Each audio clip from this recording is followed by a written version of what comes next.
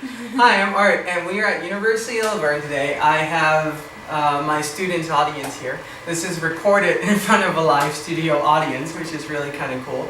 This program is done in part as a partnership with my partnership with BenQ. I'm one of BenQ's brand ambassador. So what I'm going to do here is we're going to do a full lighting, studio lighting setup. But before we start, I have all of my equipment here on the table, which is kind of pretty rad. We have a BenQ monitor here. We're going to be shooting live tether to the screen.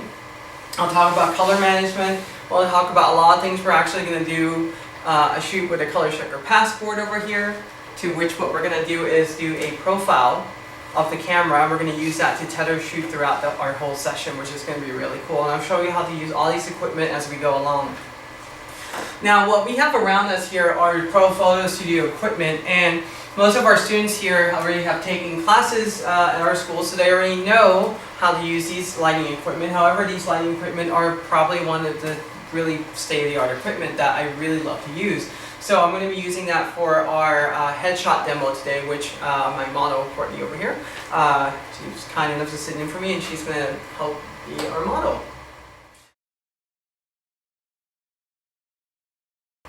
But before we start that, what I like to do is kind of show you around the table here and show you the equipment that I use on the actual shoot. This is kind of a breakdown. There's a bell going, that's always nice. Graduation. It's okay, we'll have a ding dong for a little bit. No, usually you just roll and you don't cut, so don't just cut it. By the way, don't cut this in the final video, but here, this was an outtake. There was a bell that was ringing. Anyway, perfect. So, if you guys like to gather closer, what I have here is a breakdown of my lighting equipment bag that I take on location, on weddings, on different photo shoots with me, and it's really kind of interesting. So it goes in a range from kind of this proprietary Nikon ones to a more generic ones that can be used with any brand and the color management devices. So let me kind of start with this. So I usually go out on a shoot with two Nikon SB910, okay, which is really kind of cool. They're a standard speed light that Nikon uses, which is really the Nikon have is really nice. It's not the latest one, but it works really well, and it produces a lot of really great lighting consistency. What I do have as well are these remotes. These are what Nikon call the SU800. These are what Nikon call the SU800. They are the commander unit, and it allows me to control those flash remotely. The downside of this is that this uses infrared. So that means that these heads need to be in a line of sight with this. And try doing this in broad daylight, in the sun, doesn't work quite well all the time. Plus the power output on these can be limiting at times, but it works well for ballroom at night when you need this on camera. So I have two of these. That kind of tends to be the theme of what I have, is two of everything, which is interesting. What I also have as well is these are power packs. These are power packs, and there's a connector here that goes in front of the flash unit like so and connects in. So the nice thing about these power packs is that I'll show you what's in the inside.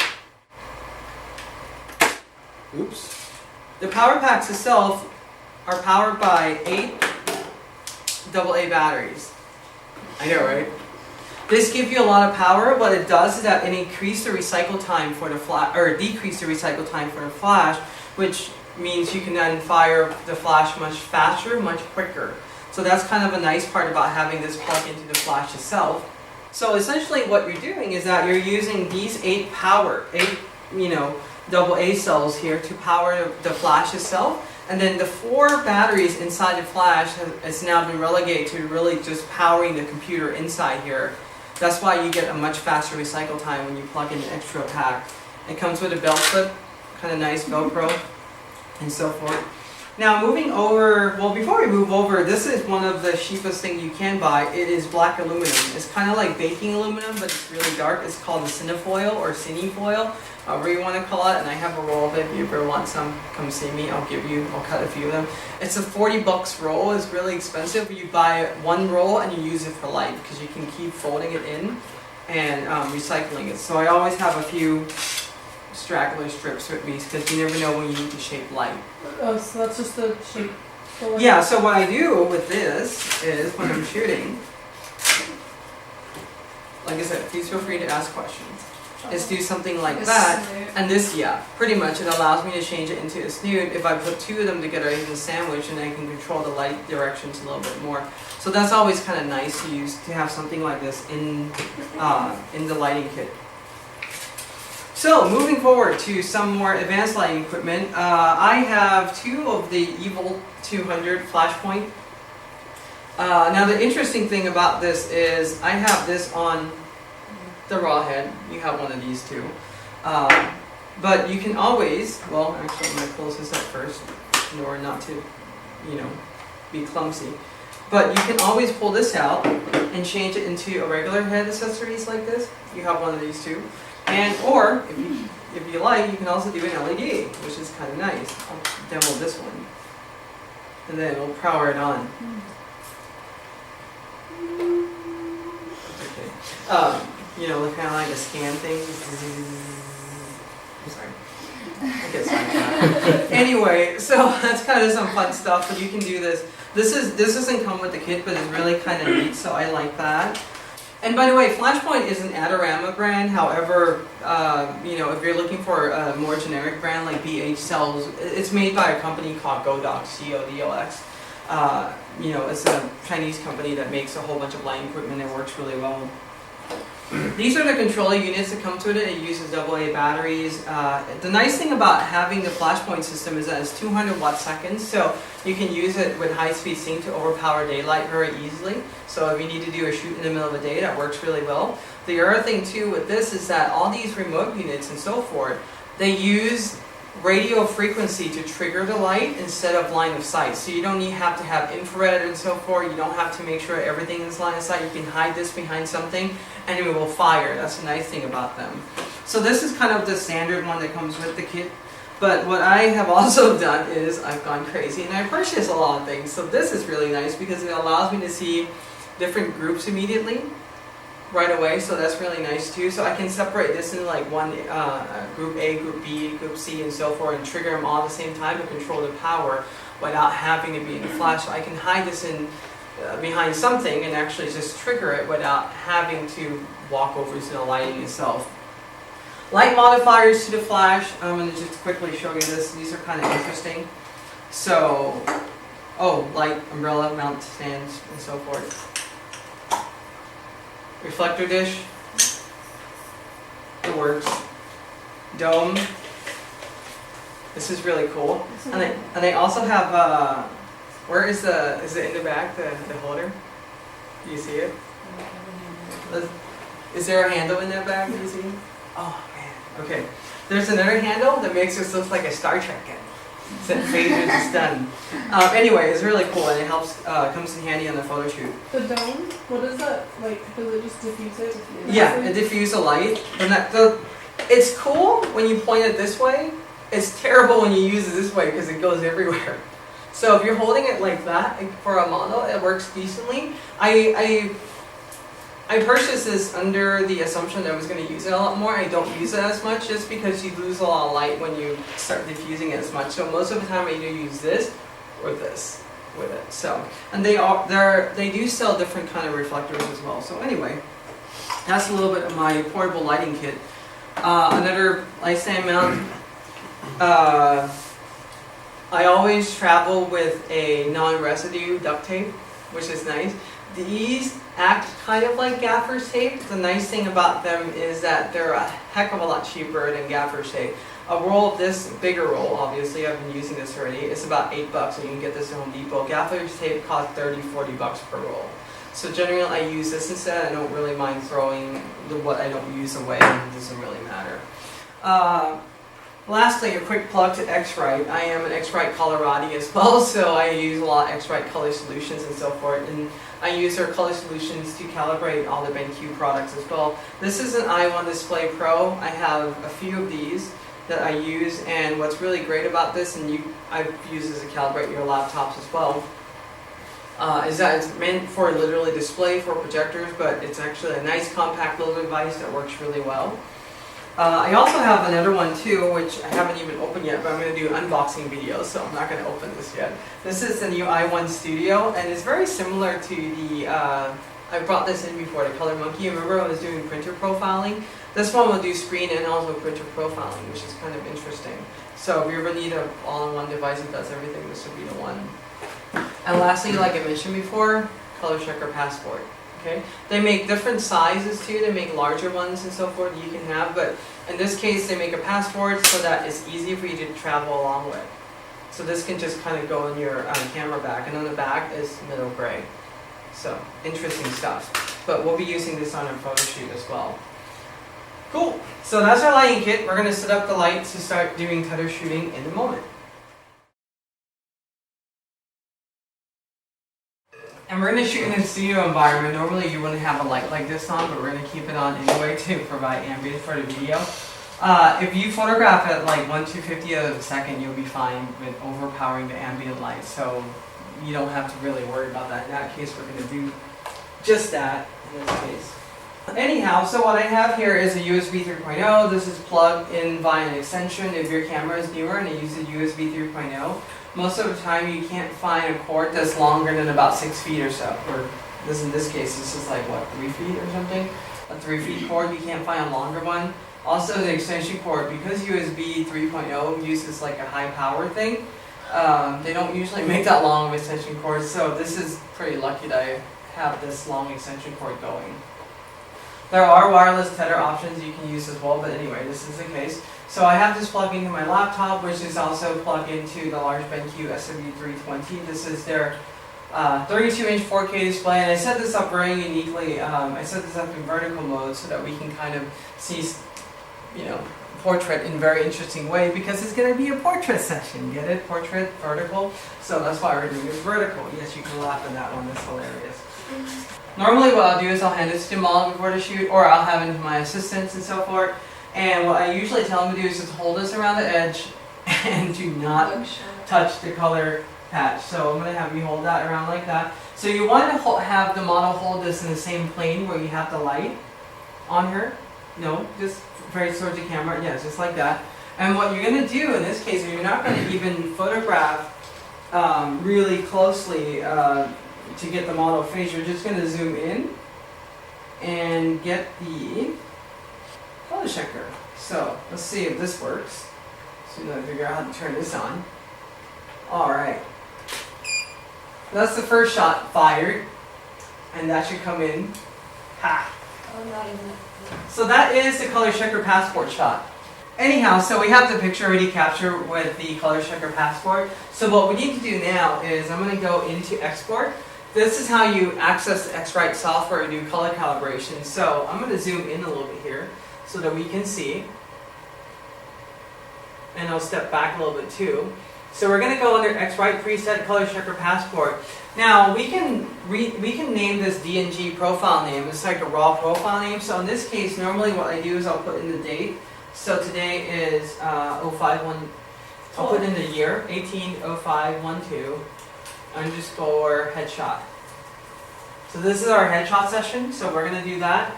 We're going to go ahead and click on export. Now what it's going to do right now is that it's going to crunch some numbers. At the very top you'll see there that it's processing profile. Once it's done, it's going to say profile has been generated. What you need to do is Lightroom must restart in order for you to be able to access the profile. So it actually creates a custom profile for this specific camera, this specific lighting setup, which is really rad. So what I'm going to do is press OK. We'll quit Lightroom. We'll launch Lightroom again, then we'll make sure tether capture starts, and we'll apply that as a preset. So we'll go back to Lightroom here, bring it back on the big screen first. Alright, go into develop. Courtney, if you want to come this way and take a look, feel free to do so as well. I'm just going to start tether capture quickly. Okay, so we have this right now, right? Pay attention to the colors and so forth. What I'm going to do here is go under profile, and what we're going to do is, let's close out the Adobe, the black and white one. And we'll add the profile here. This is the one we just created. Look at the blues, look at the red. If you want to come closer to see, you can. See the difference? This is custom profile for the shoot. This is custom profiling your camera. This is advanced, cool studio stuff. You have to download that software. You have to download the X-Rite color passport software. How does it compare on the screen with the actual passports? You have that right there. So this is with the profile, this is without. See the difference? Yeah. Wow. Yeah. Yeah. These colors are what they call target value. The software knows exactly what this value is, so it's creating the color profile for it, which is really kind of cool. Now the other thing too is having a calibrated screen is also important. And also, everything should be calibrated throughout. So this is why color is super important, especially when you're doing something with skin tone. And also we have, I asked Courtney to bring a white outfit as well, so we're going to do white on white, which is even much more difficult than photographing black on white in this case. But if you can kind of see here, if we apply this profile, we're going to get black details in the picture with her just fine, right? So what I'm going to do, let me quickly create a preset for this.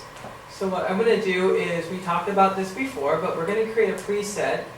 And we're going to name this preset for today's shoot, so we'll check none, we'll do profile. 180512? Yeah. Yeah, headshot.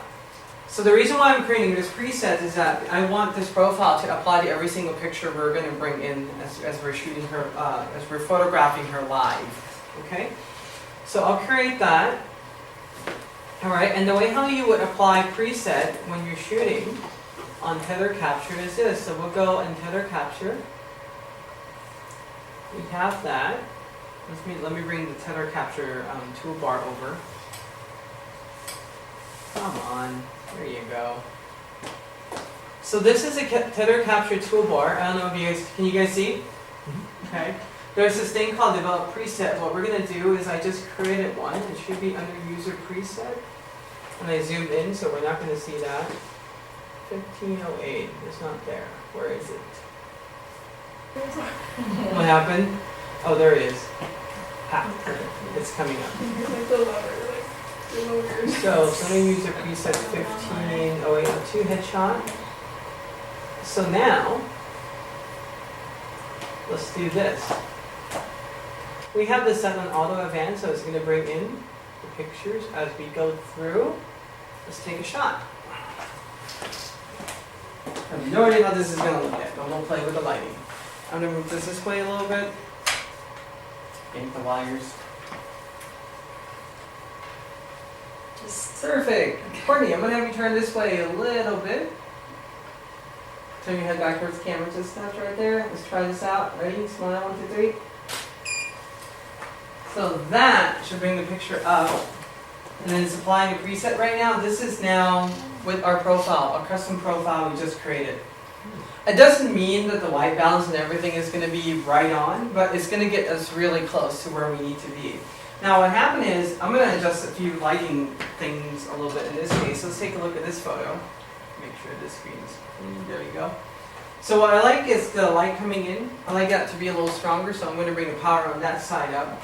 You can see the catchlight in her eyes there. I'm going to actually increase a couple of things, so I'm going to increase the power on here. Now, you can do this from the remote too. This is why we have the ProPhoto Air remote, but in this case, because I can access all the light, I'm going to act like a lazy person and just do it right then and there. Makes it a little bit easier for me. I'm going to bring this closer, and we're going to bring this down a little bit. So we're going to make this kind of like the fill light. So essentially, this is the most basic headshot setup that you can do on location in the studio. Doesn't matter. I actually set up something like this in a hospital before, in one of the exam room, and what we did is we just did a headshot, something like this.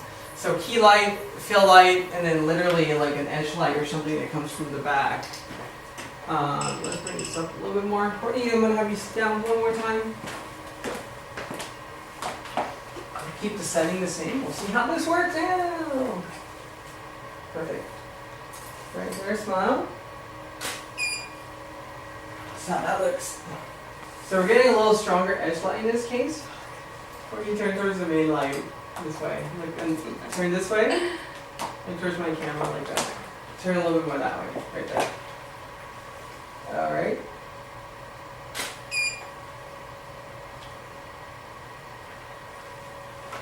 See how that looks. See how you get the light coming in from the side still? I'm not really getting the edge light I want, so what I'm going to do is a couple of things. I'm going to move this out a little bit more, and we're going to pull the power up just a touch. And let's see, I have this on deep right now, so I'm going to change this to dim. There you go.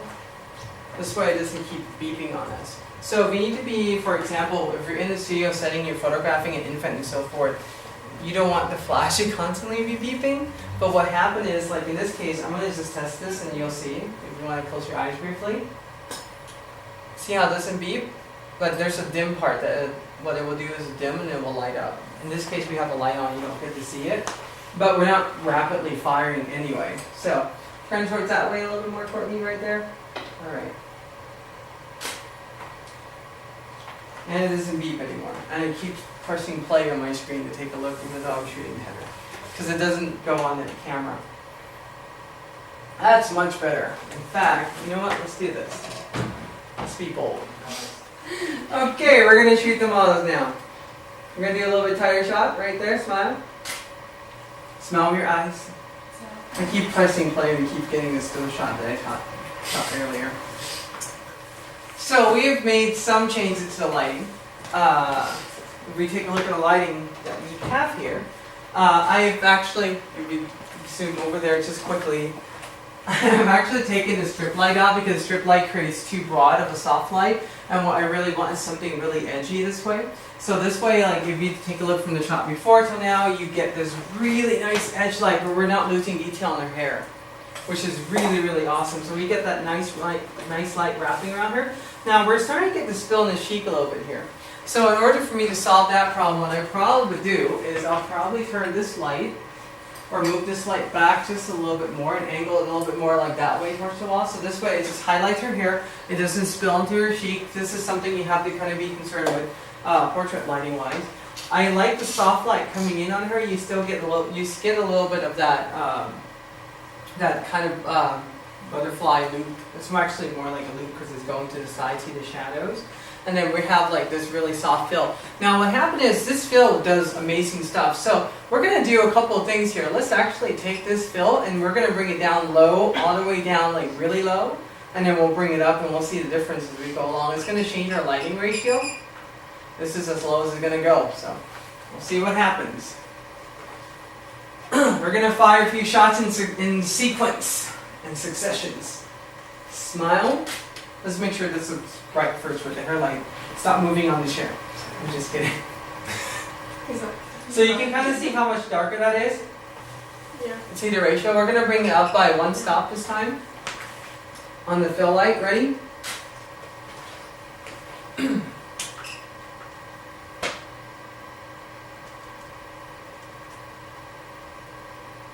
So we take a look at before and after. Is that right? Before and after? You like the darker one? Okay. It's just a little bit lighter. We're going to do 6. Technically you're not supposed to move. Sorry, I was not moving, I'm sorry. I'll look afterwards. Yes. It's just a technical thing. I'll do 7. See how much less shadow you're getting now? Yeah. We're going to keep filling it up all the way to like about 10 on the flash unit. You're going to see it much lighter, right? Yeah. I like that smile. My cheeks don't get so big. No, it's just different. It's a little bit more sassy or Courtney.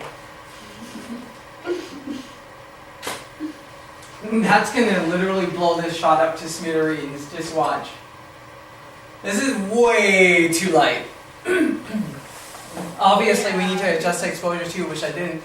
So essentially what happened here is this is starting to act, you know, as a fill, but it's starting to overpower even the key light that we have. Doesn't look the best, does it?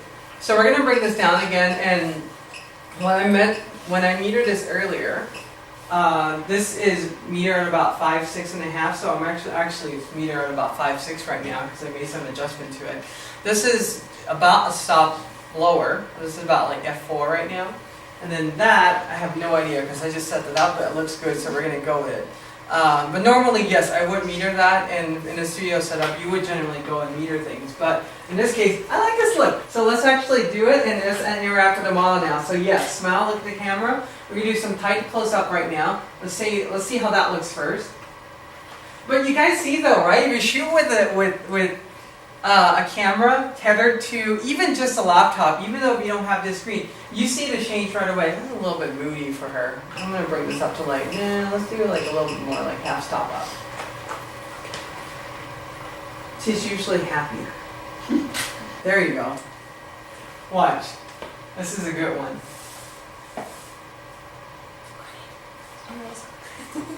You know her better. Tell her. Anyway, you get this. You get the idea for the lighting in the hair. Hair lights coming really nicely. You get the loop hair lighting still. Now, what we're gonna do is let's play around with this a little bit. We're gonna shoot for like, I don't know, about 5 minutes or so, and then we'll pause, and then we'll have you change and so forth. So, look towards my camera, right there. Perfect. I'm gonna have you turn a little bit towards the light and look towards the light, just like that. Awesome. Right there. With your eyes glanced back towards the camera. Look, chin up a little bit. Towards the light, right there. Sorry, blink. That's a blink. But you guys see the difference in lighting, right? That's a really great shot. Okay, that's a blinky shot, so we're gonna do another one. No blinkies. Tip your head a little bit that way, right there, perfect. Glance towards my camera a little bit, smile, just a touch happy, right there. Look up towards the light out of it, that's good. So that's slow smile, great, awesome.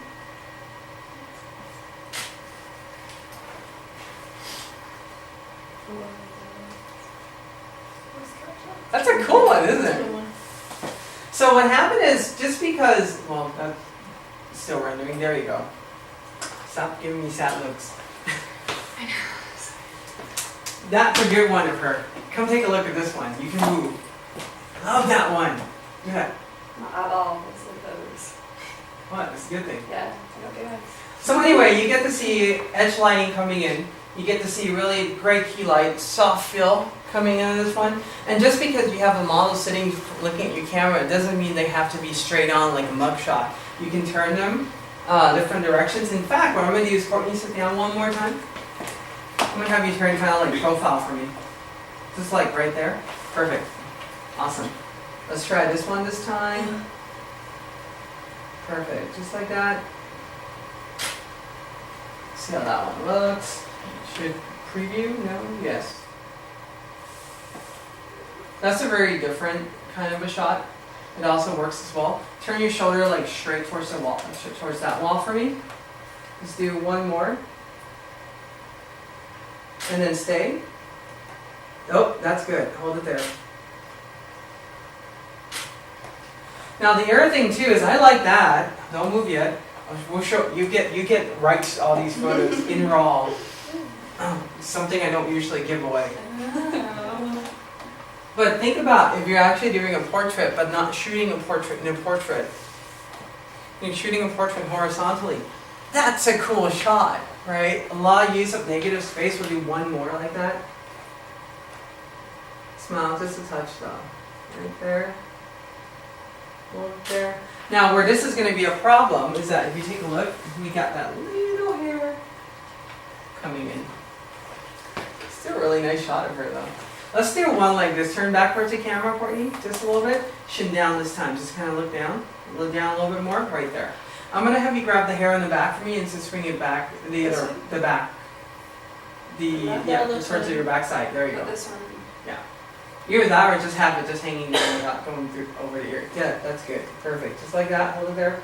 We're going to do a little bit more of like a moodier one right now. Ready? So the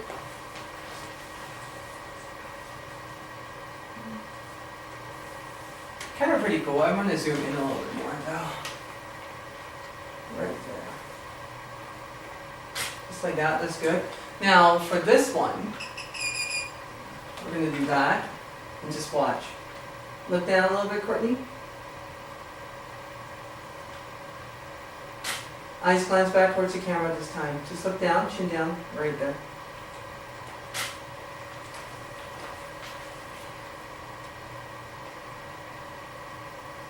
Bring that in.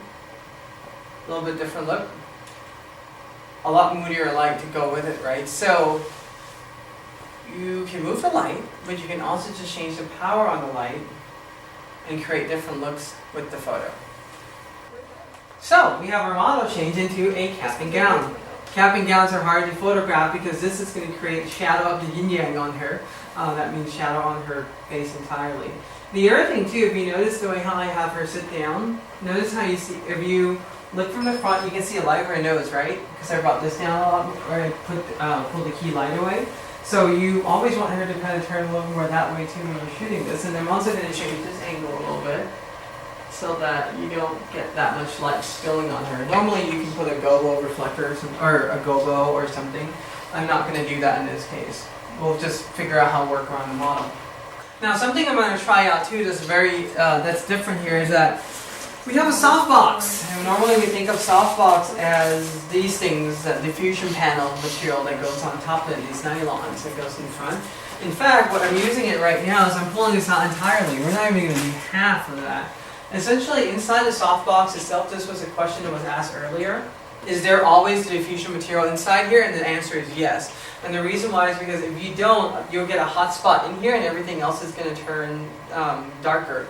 What this does is it's kind of like a double diffusion so that the center and the outer edge are lit kind of about evenly when the flash is fired.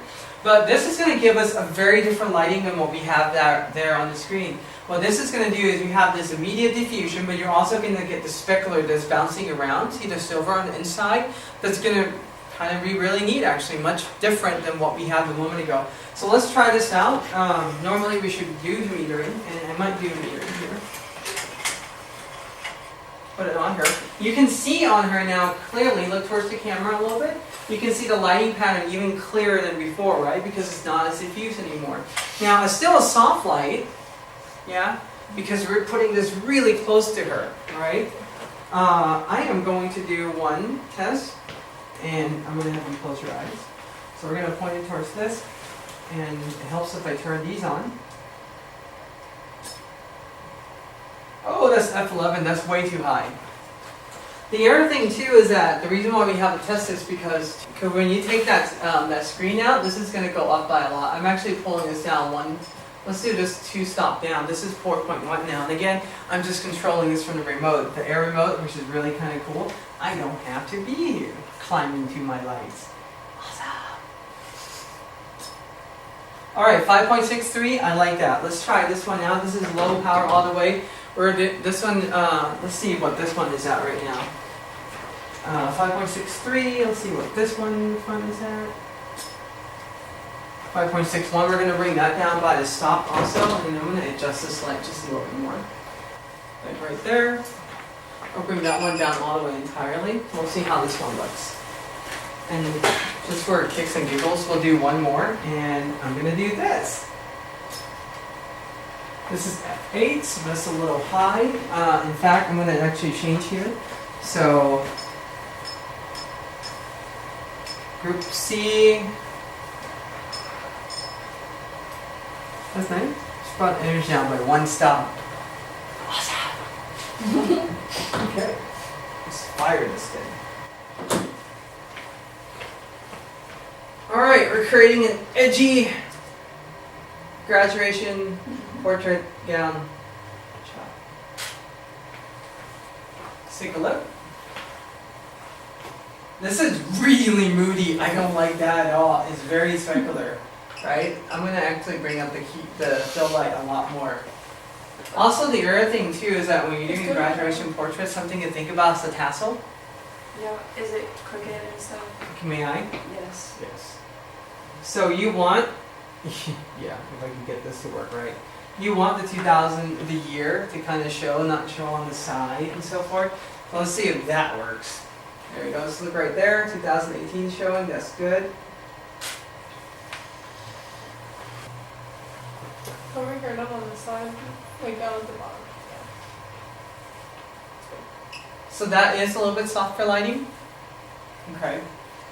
Excuse me, not soft for lighting. That is with a little bit more fill light. I'm actually going to do one more up here. Let's fill this up a little bit more. One more time, Courtney. Turn a little bit more towards the light right there. Perfect right there. Stay. Let's wait till your tassels stop swinging a little bit. The little like black string thing. Yeah, you let's tuck do it that. into the, just like let it stay up. Better. Well, you see how much more gloss, or not glossy, but how much more specular that light is now? It's soft, But you see the lighting quality is different, how it's reflecting her skin, how it's breaking off her skin differently because we didn't have the softbox. Now, and for kicks and giggles, what we're going to do here in this case is this. I'm going to put this back on. Yeah. Yeah. You approve? Yep. Yep. Any questions though, so far? What's a go-bowl? What's a what? A go-bowl? Gobo is called, it stands for a go-between, and it's literally could be a black sheet of foam core, a dark reflector or something. In fact, I'll even show you what a gobo looks like. What I might do in this case, give me just a sec, let me bring group A up by 2 stop. By the way, if you hold this down, instead of going up by points of the time, it goes up by 1 full stop. See that? Mm-hmm. So it's just something to think about that you can do. This might be over, but take a look. Ooh, that is over on stop. 1 down. Why is it beeping? Oops, I'm sorry. That's my bad. That's a little bright still. Let's bring it down a little bit more. Okay. Let's try that, and then I'll show you what a gobo is in this case in just a moment. Turn that way a little bit more, Courtney, right there, perfect. We're gonna fix the tassel yet. I might have Sierra help me with that. You're gonna see the lighting is gonna be a little different. See how it's not a specular on her skin? The quality of light on the skin is a little bit different. Now, either one of them will do, it depends on your model. I mean, maybe like for a guy, you want it a little bit more crunchier. I mean, everybody still likes to look good in their glamour shots, so something to think about as well. Now, what I'm going to do though is this. We're going to bring this up a little bit more, and then I'm going to have somebody to come in and help Art. In this case, somebody. This is a black reflector, and what you can do in this case is you can hold the black reflector up like just watch from where you are for a second. Courtney, look towards the group for me. Turn towards the camera. Turn towards the front a little bit more. See the lighting on her? Mm-hmm. Oh. That's what you would do. So if somebody want to hold it like this, like right here for me, just for 1 shot, I'll show you the difference. Thank you, Sarah. And Courtney, turn that way just a touch. Now this light is literally in the background. Well, Sierra, push the reflector forward a little bit more towards Courtney. Right there, right there. Good. So we got some what? My teeth. Oh, okay. Good. So we have some spilling. We still got a lot of spilling. Turn this way a little bit more. Right there. This is going to help, hopefully. See the difference is only on the hair now? You can put that down, Sierra. Thank you. Now normally you would have that on a C-stand or something like that that's holding it in position and so forth. Or, let me show you something really cool. Remember I told you I have these laying around? You can sit down for this one. This may not be large enough, so what we're going to do is we'll probably use 2 of them. But essentially what you can do, literally you can use these on top of light, in front of lights and so forth, and just kind of create... Do they heat up? These are aluminum, so they make it warm, but these lights are not that hot. In fact, the nice thing about this is I can shape them. Is it on her? No. See what I'm talking about? So now we're just going to get nice hair light, right, without that. So I'm going to have somebody come and help get some of the hair over here. And if you can adjust your tassel a little bit and also hide the bottom one for me too, that would be great. Essentially, we're about to go in for the money shot, so we're getting everything right. Now, in a normal shoot, what we would do is, what I would normally do is I would start going and rolling right away instead of pausing, stopping, and doing different lighting setup. Normally what happens is my assistant would be already sitting in there and we would be doing this, we already have this set up. The other thing too to kind of think about in this case that you need to kind of be aware of too is that her hair is kind of, I would say like medium tone. It's not light, it's not really dark. If you put somebody with a darker hair in here, that light needs to come up more because their hair is darker. It's going to reflect, it's going to absorb more light. If you have somebody who has a blonde hair coming in, you're going to have to bring that power down by at least a stop or two. Otherwise, it's going to overexpose the hair color. So, whoever you're photographing, you need to kind of think about those things too while you're doing it. So, for instance, if your assistant has really dark hair, you can't model that lighting after your assistant. But afterwards, when you have the first shot coming in with the people, the nice thing too that you can do is you can take a shot while you're adjusting the light, turn the screen towards the model so they can see exactly, hey, by the way, this is what we're getting. Showing people what you're doing in front of the camera, or behind the camera rather, and what you're getting in terms of the result of the shot is going to help put people at ease in terms of, they're just going to feel more relaxed what they get to see. Does it make a difference to you? Yeah, now I can fix that. The string came down again in the front. The sad part is this is not live view. Now, when we take a look at this, I'm going to make a few adjustments in this case. Under normal circumstances, shooting this at 5.6, life is great. That's not a problem. In this case, we're going to have a problem because her tassel is not sharp. She's graduating. We're doing graduation portraits. So I'm going to bring this up to f8, and then we're going to have to bring our light up by one stop on everything. So we'll go group B, increase by one stop, and then we'll go group C, and we'll increase that by one stop as well. Cool stuff, right? I don't even need to go to the light on this one. Normally what happens is you can do with the one on top of the camera, this is the same one, we just happen to be using 2 light kits, so I'm just using a secondary one to do that. We ready to go? Is that still going? Yeah.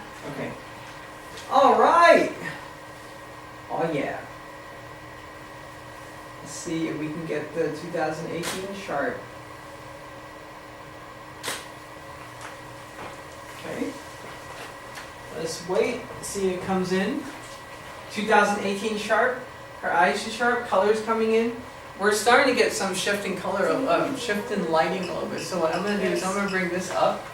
In fact, I'm going to bring this down a little bit and a little bit closer to create a little bit more better fill in this case. You're good. You're good, Mike.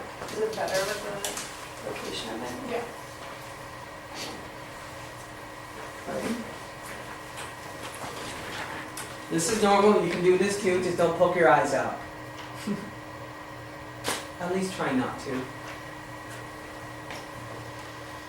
And the moment of truth.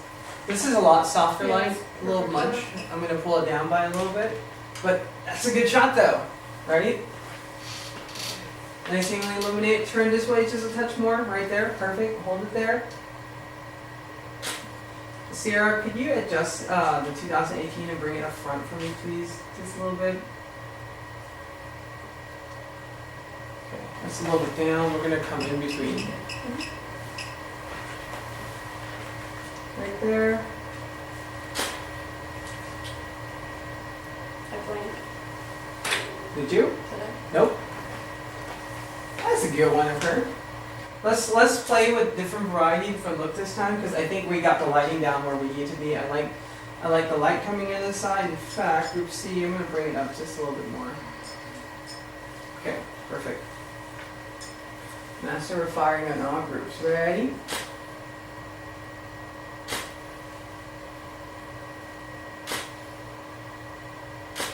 Turn towards the main light. Look up. I like that.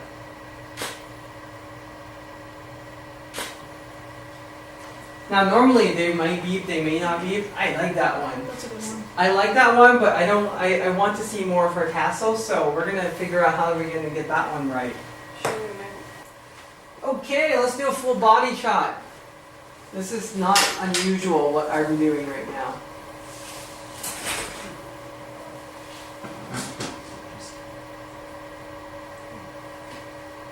Yeah, it's awkward, like. For now, this is a test shot.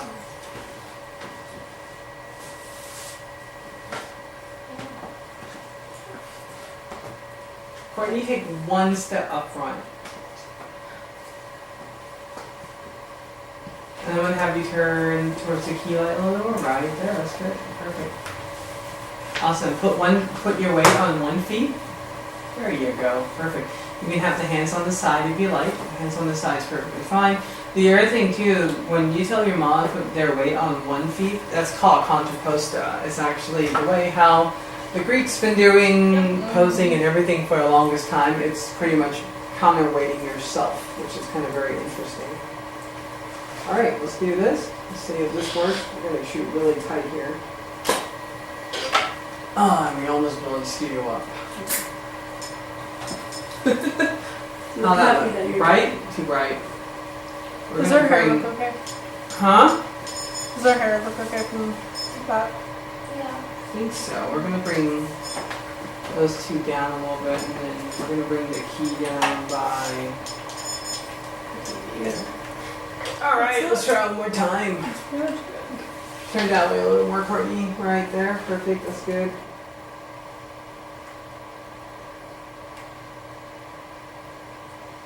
Make sure I get this one right. I blinked. Totally blinked. Sorry. I did. Yeah. You did? There's like a half. It's like half. Obviously, I can't see.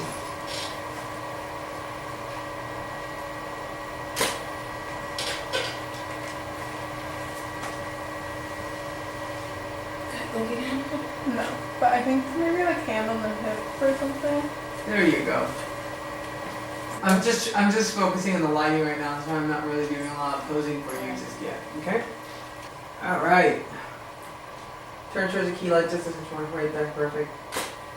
That's gonna be a good one of her. The backhand looks a little bit uncomfortable because it's folded. There we go. Just slide have it in your there we go. Have it down like that, that's great. Hold it there, don't move yet. Keep me in the side look again one more time. Kind of look out towards the key light. Am I overexposing? That's a good one. That's awesome. That's really attitudey. I like them both. Yeah.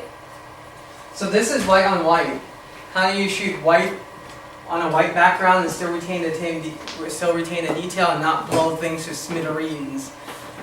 That means like blow the white all out. So you still get the nice lighting shaping on her shirt, right? You still get the white with detail. You still get the really nice hair light on her. And you also get a really nice background color, which is not blown out, by the way. The nice thing about this is the one that's coming up right now, is that her hair is actually blocking that light, but you have that nice natural light coming in, which is really awesome, and you still get that nice soft lighting pattern. We'll do a few more with these and we'll pause, unless you get something you like already. Is there something specifically you want for these, or? Whatever. Heart straight. That's good.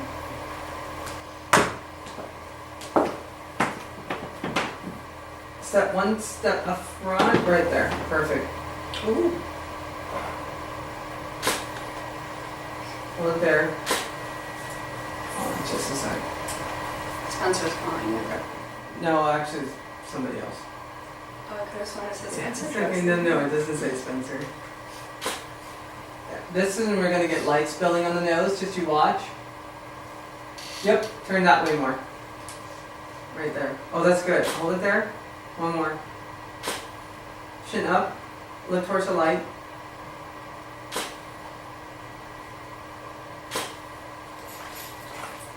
And literally when you're in a model studio session, you do this. The nice thing about this is Courtney understands, she understands photography really well and directions, so she can takes it really fast. There are certain subjects you may photograph or individuals and so forth that are unfamiliar with this. You kind of need to take the time and kind of explain to them a little more about things. Take one more step like this way, right there. We're going to bring her closer to the light this time. We'll do this. You have body this time, right there, ready? That should be a good one too. Alright, Courtney. That's awesome. Okay, hold it there. Because we're recording this in front of a live studio audience, you guys can feel free to actually give her direction too if you like. Because we all know each other. That's the reason why this works. One more that Power way. pose, Courtney. Oh, you want to do power pose? Yes. You're laughing with your eyes closed on that one. It's okay. One more time.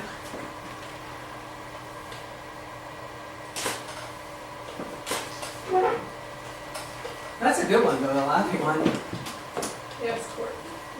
I like that. Cool. We good? Okay, anyway, we're back at the computer lab here in the University of La Verne. So BenQ, we have worked with BenQ in terms of providing monitors for our students for them to use. So we all have BenQ state-of-the-art facility here. Anyway, what I'm going to do is I'm going to take some of the pictures from the photo session today. And what we're going to do is do some live editing with these and take into Photoshop and so forth. So we'll start with a few things. So we have this picture here of Courtney. What we're going to do is we're going to change a couple of settings here in terms of white balance a little bit. We're going to also play with some saturation setting. Now, something to keep in mind as well is on this one, we're already applying the headshot profile that we made today. So that works really well. And as you can kind of see, we got all the details in the shot and so forth. What I'm going to do here is I'm going to go ahead and do some shadow fill just a little bit. And then we'll go into tone curve and we'll actually optimize the tone from within Lightroom. So what we're going to do is try to get the tone so that the histogram shows full, do some recovery on the highlight part. Let's take this into Photoshop. So I'm going to take this into Photoshop. All right. Perfect. Let's go ahead and zoom in a little bit. So one of the things we're going to do first is I generally go through a retouching routine, and this is not so much the Photoshop class, it's more lighting and color management. But what I'm going to do is start out just by creating a blank layer to do retouching on. And what that allows me to do is keep the file size small, essentially not increasing the file size while being able to go in and retouch the photos and so forth. I have my Wacom tablet with a custom setup, so literally what I can do is just hold the pen down and select the different samples area and just go through it right away really quickly. And essentially what I'm doing here is I'm just cloning to get some minor blemishes out. Bye, freckles. Do you want freckles? I'm sorry. No, it's fine. Okay. No. Bye, Yeah, freckles. It's Okay. a demonstration. Bye, freckles. That works really well. We're going to clean up some stray hair here. And I'm actually just using the healing brush, and we'll do this fairly quickly.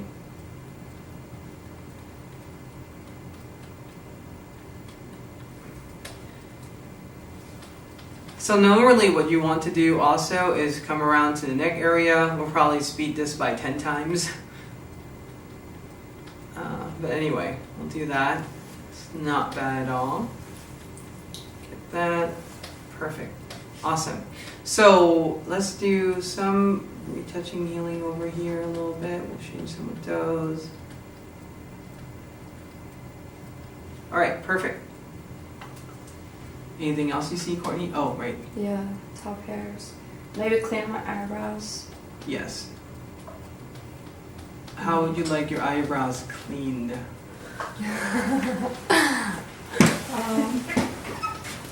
Like just a little extra hairs, like around, just. Oh, okay, gotcha. That's what you meant. Okay. Yeah. I wasn't sure. That's the reason Like why. right here, I need to get them. Maybe clean up that mascara eyelash.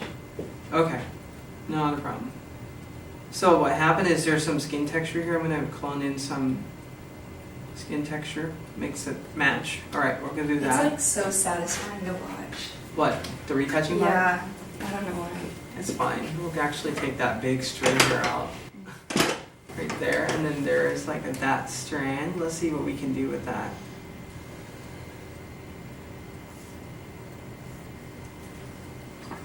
That's a little bit obvious, so we'll go in a larger brush. There you go. Smaller brush.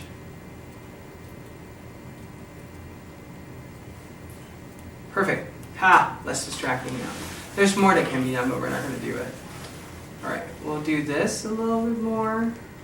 Come over here. In fact, we'll sample around the eyes in that case. Or in this case, rather. Just that. Better? Yeah, it's good. Okay, perfect, cool. Actually, let's do this too. we're going to undo this. We're going to pick the sample from this area, so it's cloning from the similar area in terms of softness. Cool, and then we're going to actually go in, really tight, and do this. We'll clone out some of these elements. Cool. Right. What I'm also going to do now. Well, I would maybe. What's up? Maybe blend, because I'm wearing lashes. Mm-hmm. So if you blend the seam, so it's not so noticeable. I mean, it's so minor, but like. You mean around this line? Yeah. Okay. I mean, if you want to do that later. I'll do that later. That's a little bit involved. I'm trying to like speed through this right now. So what we're doing, I'm going to go out, the clone tool will go into the healing brush, or excuse me, the clone tool, and then we'll use the 10%. I'll come here, sample right below the eye. We're going to soften that a little bit. See what I'm talking about? Just slightly. Mm-hmm. Now what we're going to do is we'll do a couple of things. We're going to do I'm going to start a new layer. We'll go into Edit Fill, which is towards the bottom here. Oh no, excuse me, Edit Fill. We'll fill it with 50% gray. Normal blend mode, change this to soft light, and we're going to do some contouring around her face a little bit. So we'll go in with the burn tool. So we're going to burn midtones, or highlights in this case. So I'm going to actually burn that area down just a little bit.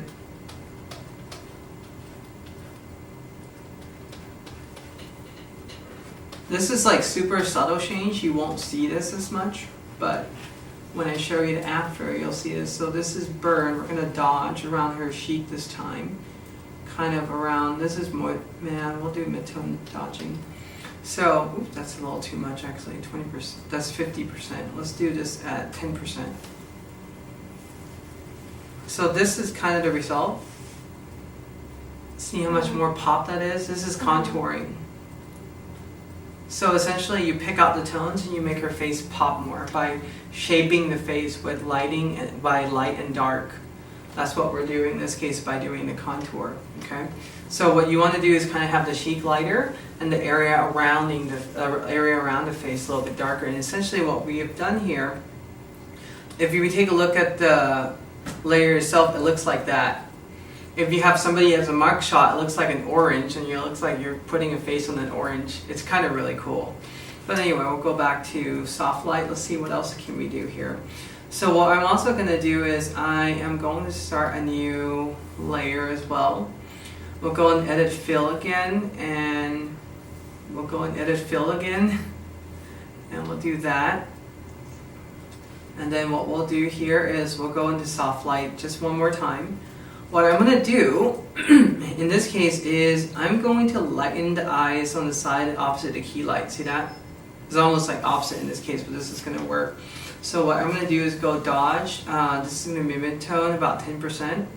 And literally we're going to do that. Just a little bit. See how our eyes pop out more? This is how you make the eyes pop out in a portrait in general. And then the rest for this picture, what I would do, let me just do some quick healing here. Oh no, we should use hairspray. This happens all the time.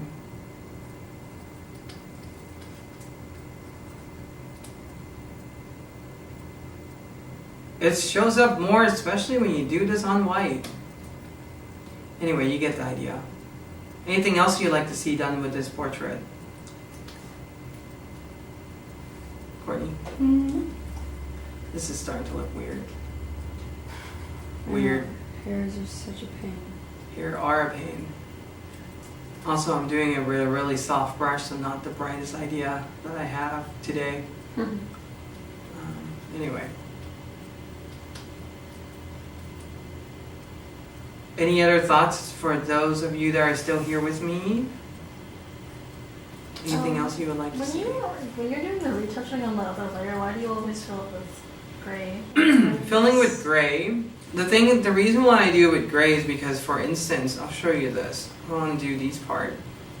You can always do a dodge and burn on the actual layer itself, But what dodge and burn has a tendency to do, if I go in, I'm going to undo this, is that it has a, let me undo the retouching quickly. It has a tendency to make the picture look gray and so forth, or change the color. 50% gray with soft light tends to help that a lot. So what I'm going to do with this one is, let's do a couple of things. Let's just wrap this picture up. Let's do a quick curve. We're going to make sure we have like true blacks. Change the white a little bit. Well, it's a little bit red, so I'm going to go in and pull the cyan down just a little bit. And this has to be on top, otherwise you see the retouching. What I'm going to do here with this picture of Courtney is this. I'm going to do a quick selection on her, and we're going to pop the background out. So we'll do a select and mask. On red, that's fine. I have these values already pre-dialed in. I think I'm okay with for the most part. What I'll do is I'll go and clean up around the hair just a little bit. There. And that should do. See how much smoother that hair looks? That's awesome. We'll remove it from that area a little bit, because otherwise that's going to cause a problem. The highlight, you gotta be careful when you do this. And I was using a really large brush. That was really careless of me, but we're doing this quick, so this works. We're doing a new layer with layer mask. I'm gonna commit to that. This didn't really go as planned, it's fine. So what I'm gonna do is this. Alright, I'm gonna hide the swatches quickly because, come on. What is happening? Oh, because I painted on white. Okay, let's do this off for the time being. Alright, let's do this. We'll stamp this. There you go, that should help. Perfect. And then with this one, what we'll do is, because we want this mask here, we're going to create a curve. We'll brighten up the curve. It's going to be on her, but we're not going to worry about that. We'll drag the mask. Oops. Yes. Put it on there, delete that. I don't really care for that layer right now. And then we'll invert the mask. So literally now, what I have done with this one is I have changed the background. You can make the background darker, lighter, and so forth. Really awesome. So now, this is the finished shot. Roughly, anyway. You guys can kind of see that. So, full screen. Woo! Before and after. Cool stuff. Anyway, thank you for watching our program, and hopefully have more contents like this for you guys soon.